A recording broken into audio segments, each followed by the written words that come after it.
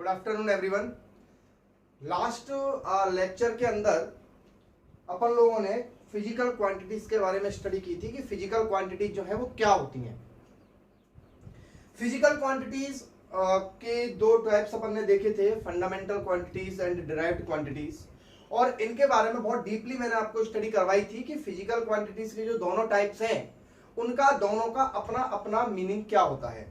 Fundamental quantities जिनके direct फॉर्मूले होते हैं, या फिर ऐसी क्वांटिटी जो किसी के ऊपर डिपेंड नहीं करती हैं, और डिराइव्ड क्वांटिटीज क्या होती हैं जो किसी दूसरी क्वांटिटी के ऊपर डिपेंड होती है। तो मैं अब आपको कुछ डिराइव्ड, लास्ट लेक्चर में जो खत्म हुआ था अपना वो फंडामेंटल क्वांटिटीज की यूनिट्स तक मैंने आपको समझाया था।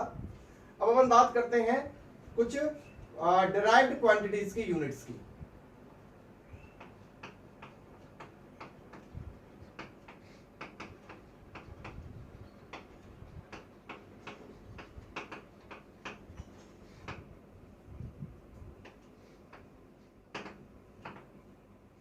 फंडामेंटल क्वांटिटीज की यूनिट जैसे लेंथ थी, लेंथ की यूनिट मीटर थी, है ना। अब एक डिराइव्ड क्वांटिटीज का एग्जांपल ले लेता हूं मैं, लाइक फोर्स F। अब आप लोगों ने फोर्स की यूनिट क्या पढ़ी है अभी तक? न्यूटन। भाई ऐसा यूनिट की बात कर रहे हैं अपन, सीजीएस की बात नहीं कर रहे हैं। क्या पढ़ी है आपने? आपने पढ़ी है न्यूटन, नॉर्मल सी बात है, ठीक है। तो मैं लिख देता हूं यहां पर, इसकी यूनिट होती है न्यूटन। पर लेकिन सर ये डिराइव्ड क्वांटिटी है, आपने बोला था सर डिराइव्ड क्वांटिटी जो होती है वो फंडामेंटल क्वांटिटीज के ऊपर डिपेंड करती हैं बच्चों। मैंने बोला था कि जो डिराइव्ड क्वांटिटीज होती हैं वो फंडामेंटल क्वांटिटीज के ऊपर डिपेंड करती हैं। तो सर एक काम करते हैं अपन, जो फोर्स जो यहां पर डिराइव्ड क्वांटिटी है इसको अपन ओपन करते हैं और देखते हैं कि जो फोर्स है वो किस किस के ऊपर डिपेंड कर रहा है। क्लियर? तो आप ध्यान से सब सुनिएगा, बहुत कुछ सीखने को मिलने वाला है आपको यहां से। भाई फोर्स का फॉर्मूला अपन लोगों ने पढ़ा है, मास इनटू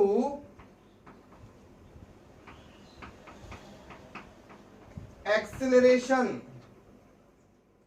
और जिन बच्चों को ये प्रॉब्लम है कि सर हमने तो ये फोर्स का फॉर्मूला आज तक पढ़ा ही नहीं है, तो वो अब समझ जाएं, याद कर लें, कॉपी में लिख लें कि फोर्स का फॉर्मूला क्या होता है, मास इनटू एक्सेलरेशन होता है। क्लियर? तो force is equal to mass, ये फंडामेंटल क्वांटिटी हो गई। अब बात करते हैं एक्सेलरेशन की, तो मैं लिख देता हूं यहां पर, एक्सेलरेशन का फॉर्मूला होता है चेंज इन स्पीड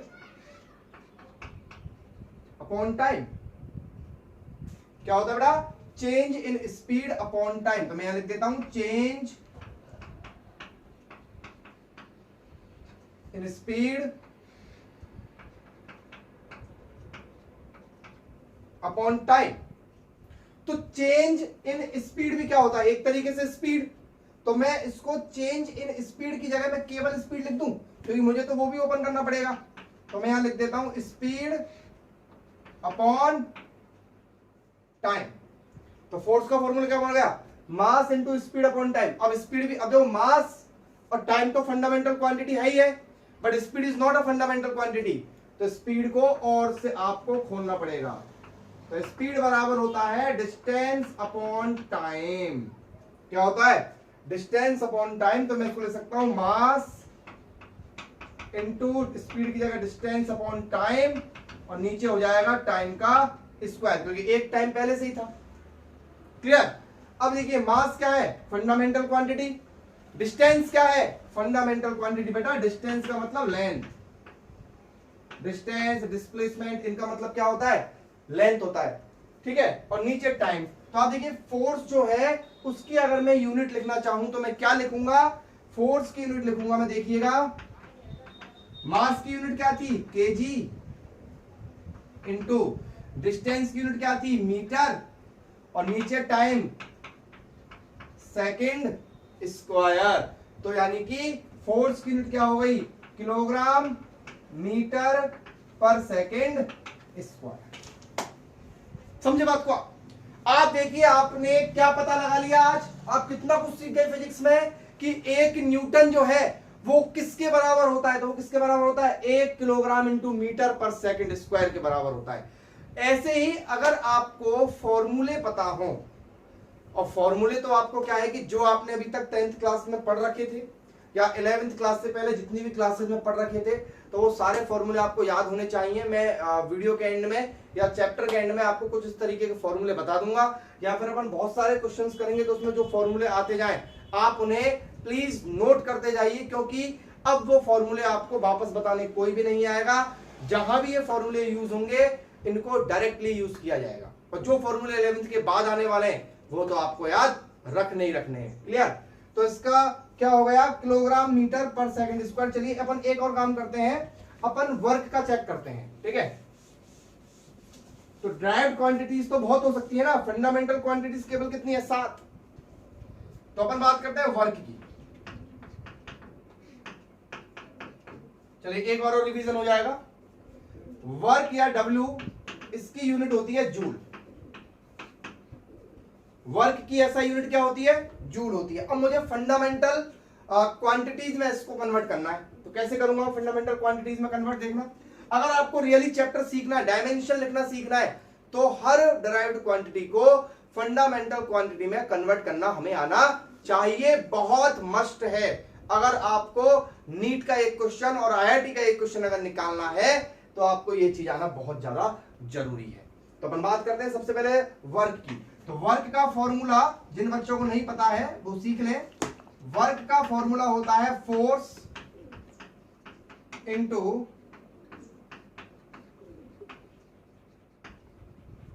डिस्प्लेसमेंट। याद आया कुछ? वर्क का फॉर्मूला क्या होता है, फोर्स इनटू डिस्प्लेसमेंट। क्लियर? अब वापस फोर्स का क्या होता है, बोलो मास, जल्दी बोलो, मास इनटू एक्सीलरेशन, और इनटू डिस्प्लेसमेंट तो है ही है। डिस्प्लेसमेंट क्या होती है, लेंथ होती है, तो कोई दिक्कत ही नहीं है इसको, तो ये तो वैसे ही displacement, distance, length fundamental quantity है। Mass as it is, acceleration बोलो speed upon time into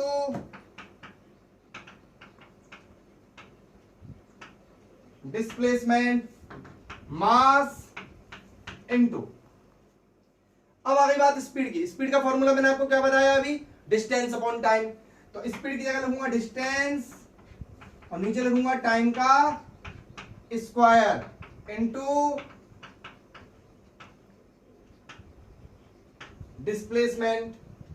clear?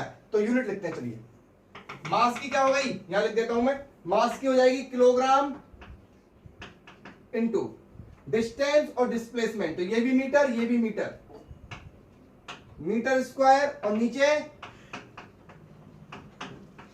पर सेकंड स्क्वायर, यानी कि 1 जूल जो है वो इतने के बराबर होता है।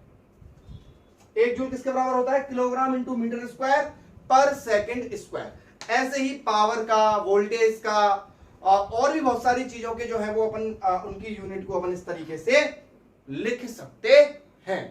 यानी कि जितने भी फॉर्मूले आपको लिखने हैं उनको आप कंप्लीटली इस तरीके से कन्वर्ट करके लिखा उनको जा सकता है। चलिए एक एग्जांपल और अपन स्टार्ट करते हैं। पोटेंशियल डिफरेंस का नाम तो आपने 10th क्लास में सुना ही है। पोटेंशियल डिफरेंस, पोटेंशियल डिफरेंस को डिनोट करते थे V से, और इसका फॉर्मूला याद करिए होता था W अपॉन Q। याद आया कुछ? V बराबर क्या होता था, W अपॉन Q, यानी कि वर्क अपॉन चार्ज। चलिए तो थोड़ा स्पीड में करता हूं मैं इस काम को। V बराबर वर्क को क्या लिख सकता हूं मैं, फोर्स इंटू डिस्प्लेसमेंट, और नीचे चार्ज को क्या लिख सकता हूं, देखो I बराबर क्या होता है, Q upon T। I is equal to क्या होता है, Q अपॉन T। तो Q बराबर क्या हो जाएगा बेटा, यहां से Q बराबर हो जाएगा IT। Q बराबर क्या हो जाएगा, IT। तो I मतलब इलेक्ट्रिक करंट, और ये फंडामेंटल क्वांटिटी होती है, 7 क्वांटिटी के अंदर आती है, और नीचे टाइम। तो क्या हो गया, फोर्स इंटू डिस्प्लेसमेंट, वर्क के लिए लिख दिया, और चार्ज के लिए क्या लिख दिया, इलेक्ट्रिक करंट इनटू टाइम। तो फोर्स को अपन ने देखा हुआ है, फोर्स बराबर क्या होता है, वापस लिखते हैं मास इनटू एक्सेलरेशन। वापस लिख रहा हूं मैं, सारी चीजें आपको वापस रिवाइज करवा रहा हूं। फोर्स क्या लिख दिया, मास इनटू एक्सेलरेशन, और बगल में क्या आ रहा है, डिस्टेंस अपॉन इलेक्ट्रिक करंट, तो खुद फंडामेंटल क्वांटिटी है इलेक्ट्रिक करंट, और टाइम भी एक फंडामेंटल क्वांटिटी है। क्लियर, तो V बराबर, और आपको पता है इसकी यूनिट क्या होती थी, इसकी यूनिट होती थी वोल्ट। लेकिन हम क्या निकाल रहे हैं, हम निकाल रहे हैं फंडामेंटल यूनिट्स। ठीक है, तो V बराबर मास तो एज इट इज रहेगा। क्लियर, एक्सेलरेशन को क्या ले सकता हूं मैं, अब सीधा करेंगे। एक्सेलरेशन क्या होता है, स्पीड अपॉन टाइम, और स्पीड क्या होता है, डिस्टेंस अपॉन टाइम। तो एक्सेलरेशन क्या हो गया, डिस्टेंस अपॉन टाइम स्क्वायर। तो मैं सीधा लिख रहा हूं उसकी जगह distance upon time square into displacement, और नीचे क्या चल रहा है, नीचे चल रहा है इलेक्ट्रिक करंट,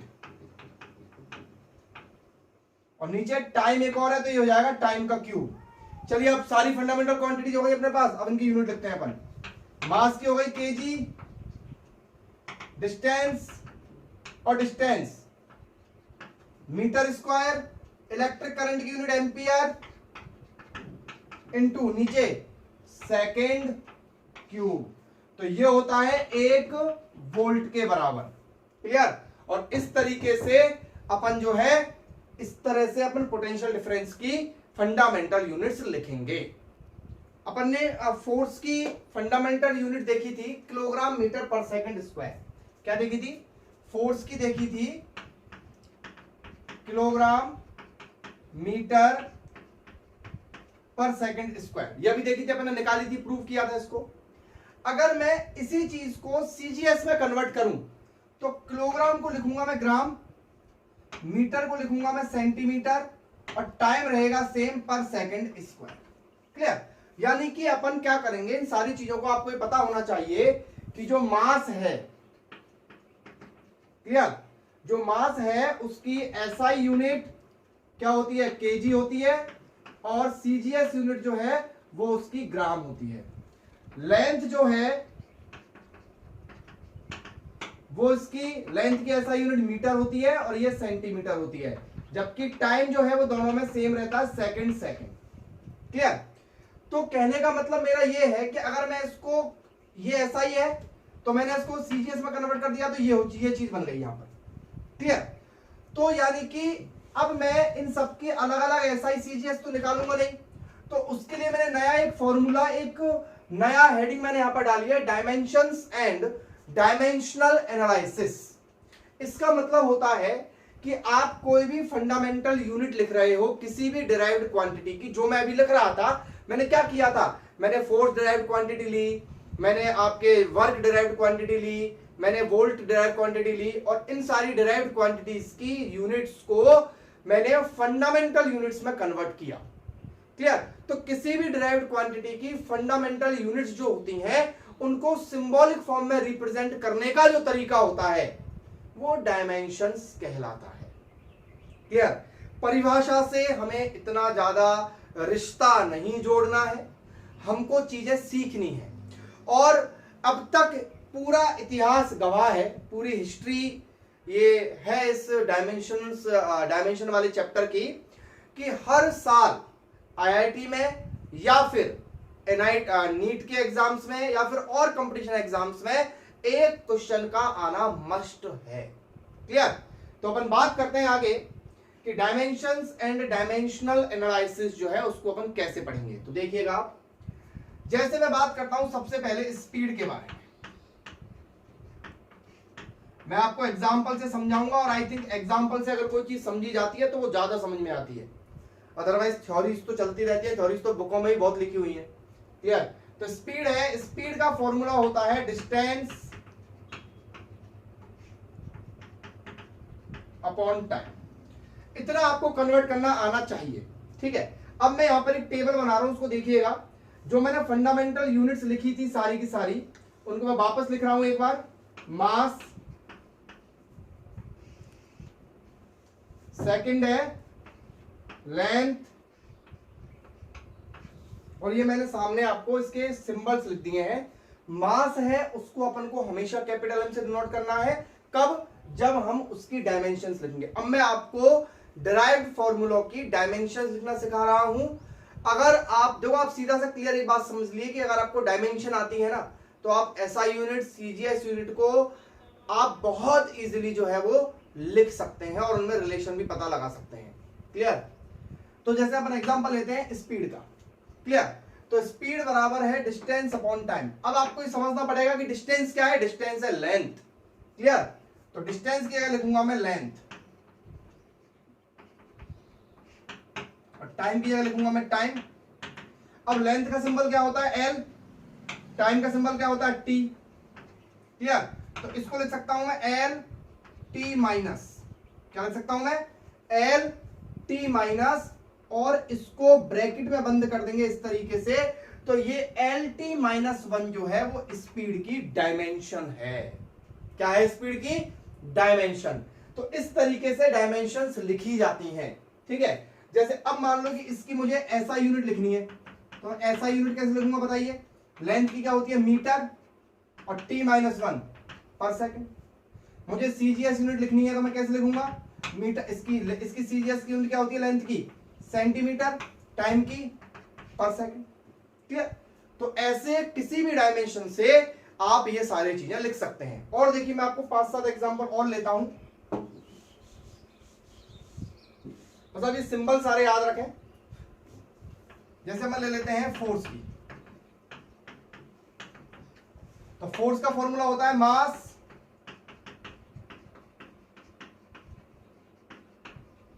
आप पूरी वीडियो, सारी वीडियोस बहुत क्लियरली देखते रहिए। मैं आपको बता रहा हूं, आपको कोई फॉर्मूला याद करने की जरूरत नहीं पड़ेगी। मेरी वीडियो देखते देखते ही आपको सारे फॉर्मूले याद हो जाएंगे।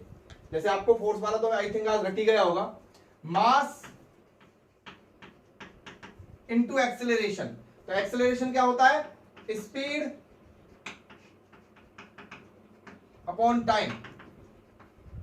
मास, स्पीड क्या होता है? Distance upon time. तो डिस्टेंस अपॉन टाइम का स्क्वायर। तो मास को लिखते हैं अपन कैपिटल एम से, डिस्टेंस को लिखते हैं अपन एल से, और टाइम को लिखते हैं अपन टी स्क्वायर से।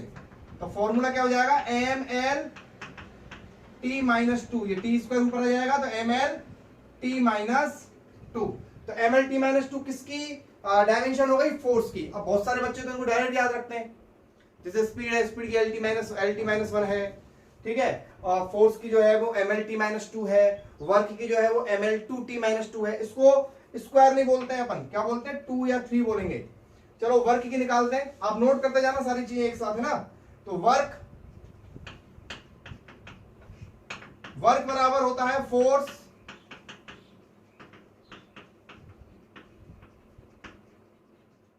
Into displacement. अब दिमाग में घुमाइए, फोर्स की यूनिट क्या आई थी? फोर्स की यूनिट आई थी M L T minus 2।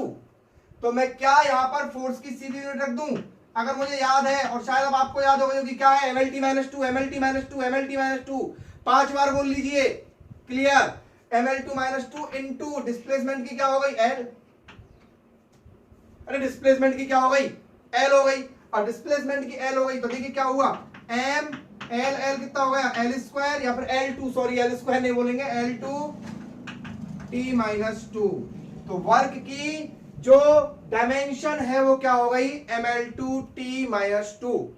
Exam के अंदर कोई भी एक फॉर्मूला सेलेक्ट कर लेते हैं वो लोग, और आपसे बोलते हैं कि डायमेंशन क्या होगी। 4 फॉर्मूले दिए जाते हैं, 4 फॉर्मूलों में कुछ ना कुछ चेंजेस होता है, लेकिन उनमें से सही एक होती है, और उसी बच्चे का डायमेंशन वाला क्वेश्चन सही होगा जिस बच्चे को फॉर्मूले सारे याद होंगे। तो मैं आपसे बार बार यही कह रहा हूं कि हर वीडियो लेक्चर के अंदर जो भी मैं फॉर्मूले लिख रहा हूं, उन सारे फॉर्मूलों को आप कॉपी में एक जगह नोट कर लीजिए, अगर आपको डायमेंशंस सीखनी है तो। ठीक है? तो इसका होगा M L two T minus 2। तो याद रखें। तो मैं एक तो सिंपल सी बात है, किसका याद रखने वाला हूं? एक तो मैं इसको मिटा देता हूं मैं, ये आपने नोट कर ली होगी। जैसे मुझे फोर्स की मिल गई, मुझे फोर्स की हमेशा याद रखनी है कितनी? M L T minus 2। मैं बार बार निकालूंगा, मेरा बहुत टाइम वेस्ट होने वाला है। क्लियर? अब वर्क की मुझे याद हो जाएगी, वर्क की में करना ही क्या है मुझे, बस मुझे क्या करना है, ml2 करना है, बस याद हो गई। क्योंकि बहुत सारी चीजें ऐसी हैं जो अगर आप याद रखेंगे तो आपका बहुत सारा टाइम बचेगा। जैसे अपन मान लो पोटेंशियल डिफरेंस की लिखते हैं,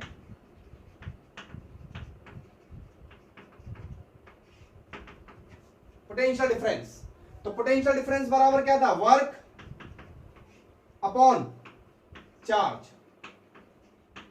अब वर्क की तो मुझे पता है ना कितनी है, ml2t-2, याद हो गया ना, वरना वर्क को पहले खोलना पड़ता, फोर्स इनटू डिस्प्लेसमेंट, फिर फोर्स को ओपन करना पड़ता, मास इनटू एक्सेलरेशन, फिर एक्सेलरेशन को ओपन करना पड़ता, स्पीड अपॉन टाइम, फिर स्पीड को ओपन करना पड़ता, डिस्टेंस अपॉन टाइम, चक्कर आ जाते। ml2t-2 चार्ज क्या है, चार्ज है, मैंने आपको बताया था Q बराबर होता है IT। तो चार्ज क्या है, इलेक्ट्रिक करंट इनटू टाइम। तो इलेक्ट्रिक करंट का क्या होता है, अभी आपने सिंबल एक टेबल बनाई थी मैंने यहाँ पे, इलेक्ट्रिक करंट का A होता है A और टाइम का T। तो मेरे हिसाब से आज के बाद आप चार्ज की भी याद रखेंगे, मैं आपको ज्यादा याद नहीं करवाऊंगा, ज्यादा से ज्यादा 6-7 बस। तो मैं लिखता जा रहा हूं यहाँ पे कौन कौन सी आपको याद करनी है। तो चार्ज की क्या हो गई, AT, क्लियर, चार्ज की हो गई AT। अब ये T ऊपर जाएगा और A ऊपर जाएगा, तो ये हो जाएगा ml2 t-3 और A ऊपर जाएगा A-1। लिखना आपको ऐसे ही हमेशा एक ही लाइन में, ऐसा नहीं कि ऊपर नीचे कर दिया, क्लियर। अब आप देखिए कि क्या हो रहा है कि हर फॉर्मूले के अंदर mlt आ रहा है, तो इसलिए इन डायमेंशंस को शॉर्ट में mlt फॉर्मूलाज भी बोलते हैं। आप लोग बोलेंगे mlt फॉर्मूला लिख के बताओ, तो क्या पूछ रहा है वो डायमेंशन पूछ रहा है, क्लियर। चलिए और अपन आगे और बात करते हैं इसके बारे में, थोड़ी सी और लिखते हैं 2-4 चीजों की। पावर की लिखते हैं, पावर सुना है, पावर बराबर होता है वर्क अपॉन टाइम। क्या होता है पावर, वर्क अपॉन टाइम, ठीक है। हाँ, अभी आप मान लो कोई रिफ्रेशर कर रहे हैं या फिर आप किसी भी चीज में से कोई भी कंपटीशन के क्वेश्चंस कर रहे हैं, तो आप इस बात से बिल्कुल कंफ्यूज ना हो कि हमें फॉर्मूले नहीं आते हैं। फॉर्मूले समय के साथ आपको आने लग जाएंगे, क्योंकि आपको केवल वही फॉर्मूले तो आएंगे ना जो अभी तक आपने 10th क्लास तक पढ़े हैं, आगे के फॉर्मूले कैसे आएंगे आपको, तो इसलिए बिल्कुल चिंता करने की बात नहीं है। तो पावर बराबर होता है वर्क अपॉन टाइम, और वर्क की यूनिट में जानता हूं ml2t-2, बोलो, और टाइम की t ऊपर जाएगा, क्या हो जाएगा ml2t-3। सर ये भी याद करनी है क्या, नहीं, मैं इसे आपको याद करने के लिए नहीं बोलूंगा, मैं जिससे मुझको याद करवानी है वो आपको मैं करवा दूंगा, क्लियर। चलिए और आगे बढ़ते हैं अपन। हाँ, एक आप इसकी याद कर लीजिए, स्पीड की LT-1, और एक एक्सेलरेशन की याद रखें LT-2, क्लियर। चलिए प्रेशर की निकालते हैं। सर प्रेशर का फॉर्मूला बताइए, चलो बता देता हूं मैं, अभी तो आज तो बता रहा हूं मैं, अगली बार से मैं कोई फॉर्मूला नहीं बताऊंगा। फोर्स अपॉन एरिया, प्रेशर का फॉर्मूला क्या होता है, फोर्स अपॉन एरिया। फोर्स की बोलो mlt-2। सर एरिया की क्या होगी, सर एरिया तो हर चीज का अलग अलग होता है। अबे तो एरिया जो होता है वो होता तो मीटर स्क्वायर है ना, और मीटर मतलब लेंथ, तो एरिया की क्या हो गई, एल स्क्वायर हो गई, एरिया की हो गई एल स्क्वायर या L2। जैसे अब याद करें एरिया की हो गई L2, ऐसे वॉल्यूम की क्या हो जाएगी L3, क्लियर। तो ये हो जाएगा आपका, ये L ऊपर देखो, एक L से एक L कट जाएगा, एक L बचेगा ऊपर जाएगा, तो क्या हो जाएगा ml-1 t-2, क्लियर। चलो लगे हाथ अपन डेंसिटी की भी ले लेते हैं। डेंसिटी का फॉर्मूला होता है मास अपॉन वॉल्यूम। तो मास की हो गई कैपिटल M और वॉल्यूम की हो गई L3, ये ऊपर जाएगा तो ml-3। तो इस तरीके से अपन जो है वो डायमेंशंस लिख सकते हैं। चलिए 2 क्वेश्चन और करते हैं अपन। Momentum and energy. मोमेंटम का फॉर्मूला, मोमेंटम को P से डिनोट करते हैं और उसका फॉर्मूला होता है मास इनटू वेलोसिटी। तो मास का m, वेलोसिटी की बोलो फटाफट, स्पीड की l, वेलोसिटी और स्पीड एक ही बात होती है, ml t माइनस 1। तो क्या हो गई, ml t माइनस 1। एनर्जी, अरे बच्चों एनर्जी तो वर्क के ही बराबर होती है, चाहे वो काइनेटिक एनर्जी हो, पोटेंशियल एनर्जी हो, कोई सी भी एनर्जी हो, उसकी जो डायमेंशन होगी वो वर्क के बराबर होगी और वो होगी ml2t माइनस 2। क्लियर?